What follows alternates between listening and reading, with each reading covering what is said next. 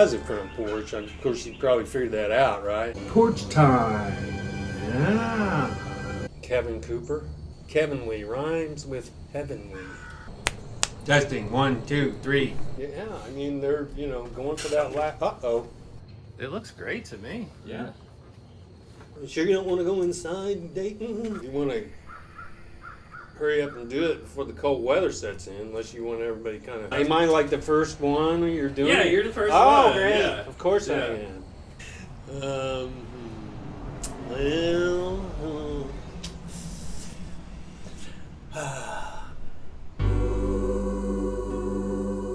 Oklahoma State University in Stillwater. That's where I got my Bachelor of Science in Architectural Studies. That was a 4-year degree. You can get a Bachelor of Architecture, a 5-year degree. They had what they called the 4+2, so they wanted you to do their master program. It really taught me a lot of discipline. I just needed a change from that point. I went to University of Texas at Austin. I somehow managed to get my master's degree, moved to California, worked a couple of years under a couple of architects, took my exam in California, so that was the first state that I was licensed in. How many states are you licensed in?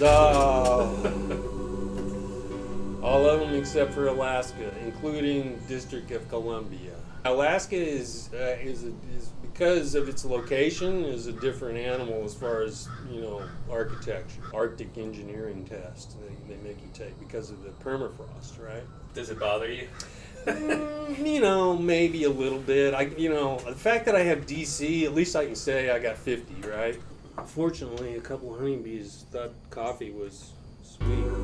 I think the neighbor got a new hive recently, and that's why we got all these honeybees. And since there's not that many flowers left, they're just like everywhere trying to find something, right? I'm the flower, you're the flower. They drowned in the coffee. You get stung on the tongue by something like that, ouch! You know how that tastes. A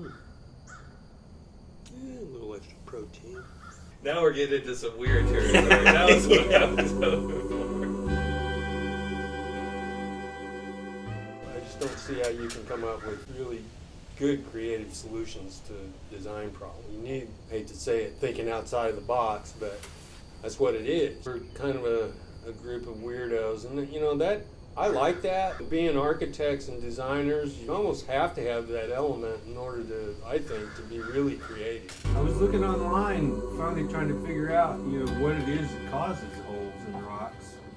Certain parts of rocks are more susceptible to acidic water than others. That makes sense. And the calcium in limestone, right, will dissolve easier in some parts of the rock than others. pH is slightly acidic, and it'll start to wear that hole.